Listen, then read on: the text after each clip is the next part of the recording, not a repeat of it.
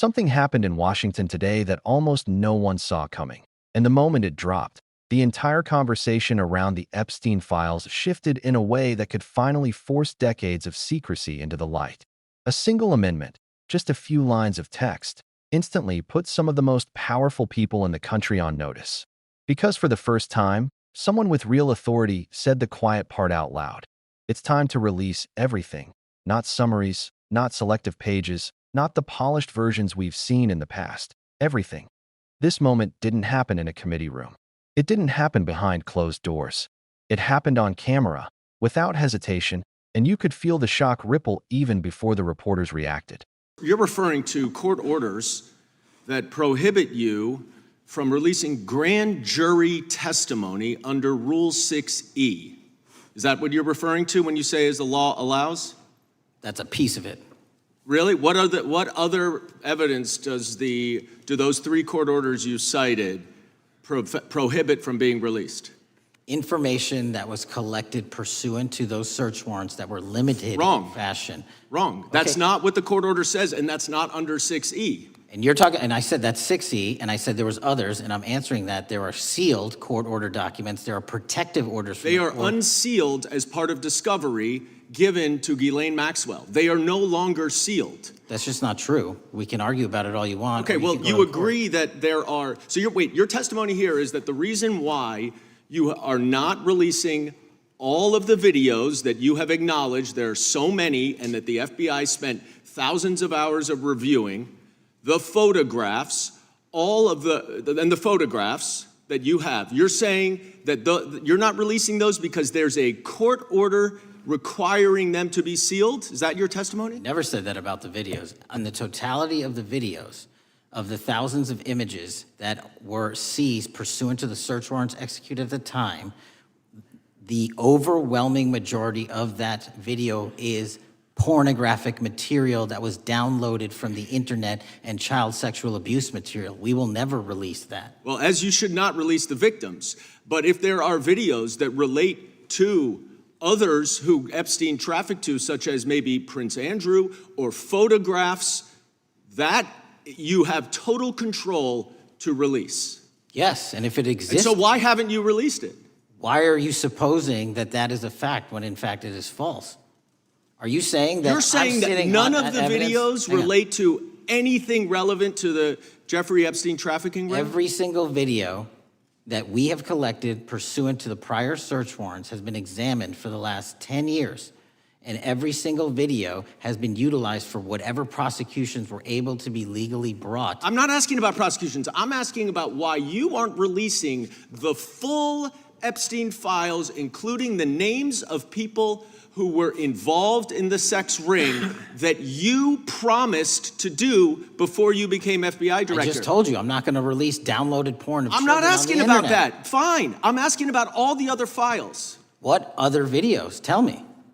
Tell me. That's what I'm asking. Tell me. You're saying there are no videos that would be relevant to anyone else involved in the Jeffrey Epstein sex ring. Pursuant to Mr. Acosta's collection of information based on the search warrants. That's all we have in our possession. And I'm asking you, that stuff. That's all we got. I'm not asking all you got. I'm asking you, in that stuff, there's nothing that's related to any other sex traffic, any other people engaged with Epstein in underage sex. That's correct. To my knowledge, no. Okay. Let's talk about the witness interviews. 302s of witness interviews. Those are not subject to the court order. Those are not subject to any fictional sealed order for a search warrant. Why aren't you releasing those with the redacted names of the victims? We are releasing as much as legally allowed. That's why we went back to the courts. How is that not legally allowed? Sir, do you know how court orders work? Do you know how protective orders Actually, work? Do you know how Mr. sealing Patel, orders I was work? a real prosecutor for 10 years. I know exactly how. So I was a court fake orders. one? And I want to understand what the court order prevents you from releasing witness statements that the FBI took. You should know that as a real prosecutor, when the court hand downs a protective order and a motion to seal, the material is sealed unless So that your judge testimony waives here it. is that all of those witness statements are under a court order, a protective order. We are providing everything we can legally provide. No, that's not my Congress has question. sent us a My subpoena. question is, why are those witness statements that are not grand jury testimony, that if they were under a protective order are no longer under a protective order, why are they not being released? How are they not under a protective Why order? are you not going to the court like you did for the grand jury testimony to unseal those records? The DOJ did go to the court. No, not on those records. Why aren't you going? You just went on grand jury. Time of the gentleman has expired. You are hiding the Epstein files, Time Mr. of the Patel. gentleman has expired. You are part of the cover-up. Can I respond? Sure can. Any allegations that I'm a part of a cover-up to protect child sexual trafficking and victims of human trafficking and sexual crimes is patently and categorically false in the work of my So I hope you will talk to them when they have Gentleman's time has requested expired. to speak with you. Because Gentleman's the time has victims have expired. Gentleman requested yields and you are back. not responding to them. Director, yes or no? Is yes. The message was unmistakable. The era of hiding behind excuses, investigations, and redactions has hit a wall. And the person pushing it forward isn't doing it to score a headline. He's doing it because the pressure has reached a place that can no longer be ignored. When he announced that he filed an amendment requiring the Attorney General to release the full Epstein archive, it wasn't framed as a suggestion. It was framed as a demand from the public, Democrats, Republicans, independents, everyone who's watched this case get twisted, delayed, weaponized, and protected for far too long. And that's why the room got quiet. Because this wasn't political theater. This was an ultimatum. Show the truth. What makes this moment even more explosive is the fact that these files have been treated like radioactive material for years. Agencies have claimed ongoing investigations. Lawyers have claimed privacy concerns. Committees have blamed jurisdiction. And every time someone gets close to the truth, a new obstacle appears, as if the system itself is designed to keep the door shut. But today, that door finally rattled. The timing is just as important as the announcement. Reporters immediately asked why this wasn't pushed earlier when certain officials had more leverage. The answer was simple and blunt. The lies and misinformation have spiraled so far out of control that transparency is no longer optional. In recent months, we've seen fake sketches, manipulated images, and entire narratives built on rumors. It's been chaos by design. A storm of noise meant to distract people from the real question: who benefited from Epstein's silence? And that's exactly why this amendment hits so hard. It cuts through the distractions. It says, release every page and let people draw their own conclusions. No filters, no curation, no political protection. Because if the truth is harmless, then why spend decades hiding it? Of course, not everyone is thrilled. Some lawmakers immediately called the amendment hostile and suggested it could derail other negotiations. But think about that for a second. If transparency threatens your agenda, what does that say about your agenda? If releasing documents about a criminal case is considered dangerous, who exactly is being protected? That question hung in the air like smoke, and you could see the unease in the reactions. But the most fascinating part of all this is the person the amendment puts directly in the spotlight: the Attorney General. Over the past year, she's faced criticism for her political connections and for stepping carefully around anything involving this case. Now there's no middle ground. She can either comply with full transparency or become the face of yet another delay. And that's a choice that carries consequences on both sides. That if she releases everything, she opens the biggest set of documents tied to one of the darkest scandals in modern history. If she refuses, she confirms every suspicion people already have about why these files have been buried for so long. Either way, the country will be watching. And here's where things get even more intense. There's a lot of speculation online, unverified, but widely discussed, about what might be hidden inside these documents.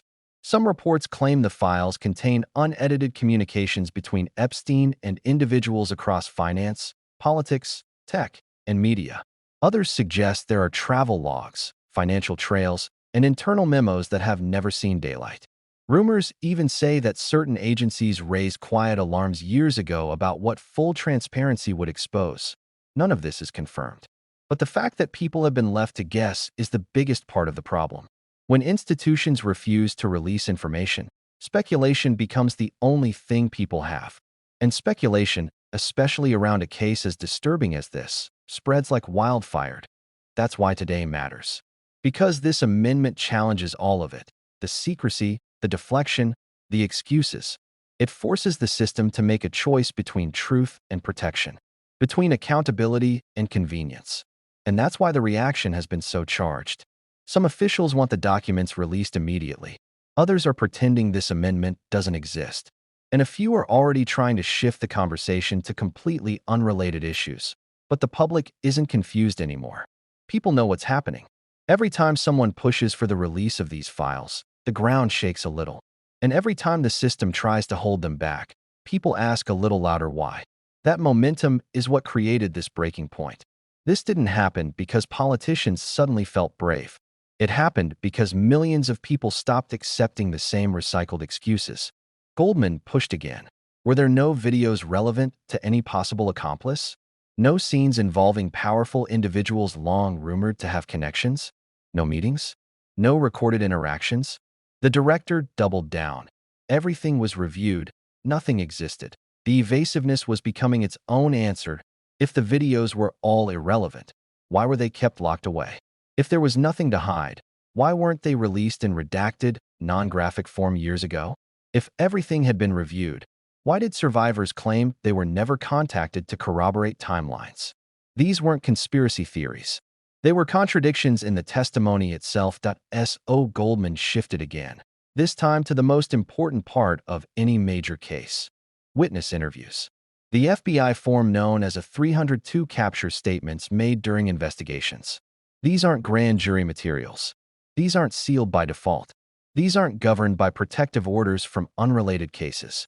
These are internal FBI records created by agents when speaking to victims, witnesses, associates, and anyone connected to a case. Goldman asked why those weren't being released. The director said they were sealed. Goldman corrected him. 302s are not automatically sealed, and unless a judge specifically forbids their release, they can be made public, especially with names of victims removed. Survivors and advocates have pleaded for the release of these interviews because many believe they reveal patterns of behavior in associates who have never been held accountable. Again, the director dodged.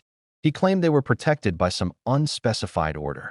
Goldman, visibly frustrated, asked why. If these orders existed, the FBI wasn't going back to court, just like they recently did for certain grand jury transcripts, to request permission to unseal materials in the public interest. After all, if transparency was the goal, why not take every step possible to provide it? No answer, not an explanation, not a legal justification, not even a vague reference to process, just an empty repetition of the same line. We are releasing everything we can legally release. It wasn't true. Everyone in the room knew it. Everyone watching knew it. Even the director seemed to know it because his voice shifted, his tone tightened, and his patience thinned. Goldman finally said what the moment demanded. You are hiding the Epstein files. You are part of the cover-up. Those words pierced the silence like a bell. It wasn't dramatic. It wasn't exaggerated. It was a blunt description of what viewers had just witnessed with their own eyes. A senior federal official working overtime to dodge accountability, avoid transparency, and obscure clear inconsistencies in his own testimony. The director tried to push back, claiming outrage, dismissing the accusation, insisting his agency fights for victims. But emotion is not evidence. And his meltdown wasn't an answer. It was an escape hatch. What made this moment so striking wasn't the heated words. It was the unanswered questions piling up behind them. Questions like, if transparency matters, why hasn't the Bureau released every legally releasable file? If victims are the priority, why do so many say they can't get the FBI to call them back? If the director promised full disclosure before taking the job, why is he resisting it now?